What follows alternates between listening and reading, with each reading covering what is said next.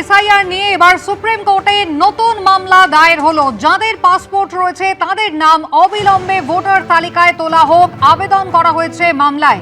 ইতিমধ্যেই এসআইআর নিয়ে আপনারা জানেন 90 লক্ষের মোট নাম বাদ পড়েছে। ট্রাইব্যুনাল তারা ইতিমধ্যেই কাজ শুরু করেছে। আর এবার এসআইআর নিয়ে সুপ্রিম কোর্টে নতুন মামলা দায়ের হয়েছে। পাসপোর্ট হোল্ডার যাদের পাসপোর্ট আছে তাদের নাম অবিলম্বে ভোটার তালিকাভুক্ত করা হোক এই আবেদন করা হয়েছে মামলায়। আজই ভোটার তালিকা ফ্রিজ হয়ে যাবে, নাম যুক্ত করার নির্দেশ দিক আদালত, এমনটাই মামলায় আবেদন করা হলো। বিস্তারিত জানবো, সৌভিক মজুমদার রয়েছেন আমাদের সঙ্গে। সৌভিক, ফের এসআইআর নিয়ে নতুন একটা মামলা, ঠিক কি বলা হলো? দেখো, প্রথমত এই মামলাতে আইনজীবীরা আজকে মাননীয় প্রধান বিচারপতি সুপ্রিম কোর্টে তাদের দৃষ্টি আকর্ষণ করেন এবং তাদের বক্তব্য ছিল যে এর আগেও বেশ কয়েকজন প্রার্থীর ক্ষেত্রে সুপ্রিম কোর্টের তরফ থেকে নির্দেশ দেওয়া হয়েছিল যে অত্যন্ত দ্রুততার সঙ্গে এবং অবিলম্বে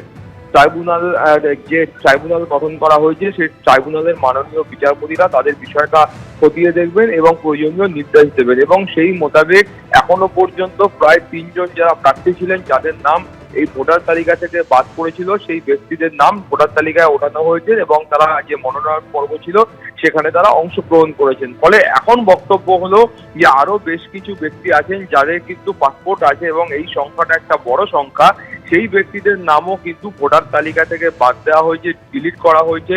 কারো কারো ক্ষেত্রে আন্ডার অ্যাডজুডিকেশন দেখানোর পরবর্তী ক্ষেত্রে দেখা গিয়েছে তাদের নাম বাদ পড়ে গিয়েছে, তাদের কাছে প্রয়োজনীয় ডকুমেন্ট রয়েছে, কিন্তু এই বিষয়ে তারা চাইছেন যে যেহেতু ভোটার তালিকা অবিলম্বে ফ্রিজ হয়ে যাবে ফলে এবং সেটা হয়ে গেলে তারা কিন্তু আর ভোট দিতে পারবেন না। ফলে তাদের বক্তব্য হচ্ছে যে যাদের এই মুহূর্তে পাসপোর্ট আছে তাদের নাম যেন এই ভোটার তালিকায় তোলা হয় এবং তারা যেন এই আসন্ন যে নির্বাচন আছে সেখানে তারা যেন অংশগ্রহণ করতে পারেন, তারা যেন ভোট দিতে পারেন, সেই মর্মেই তারা কিন্তু সুপ্রিম কোর্টের কাছে আবেদন করেছেন।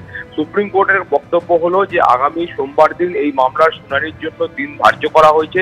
সেই সময় এই আবেদনও খতিয়ে দেখা হবে অন্যান্য মামলার সঙ্গে।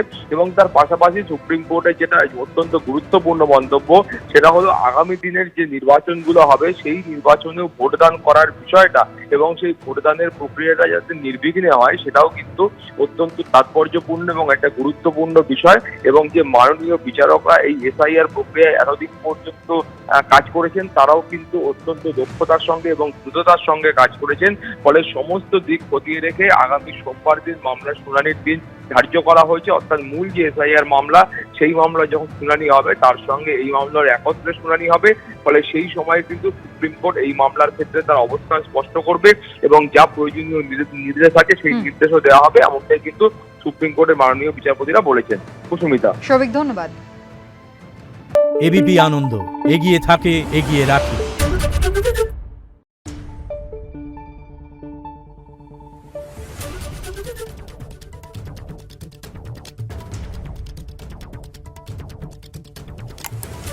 Thank you.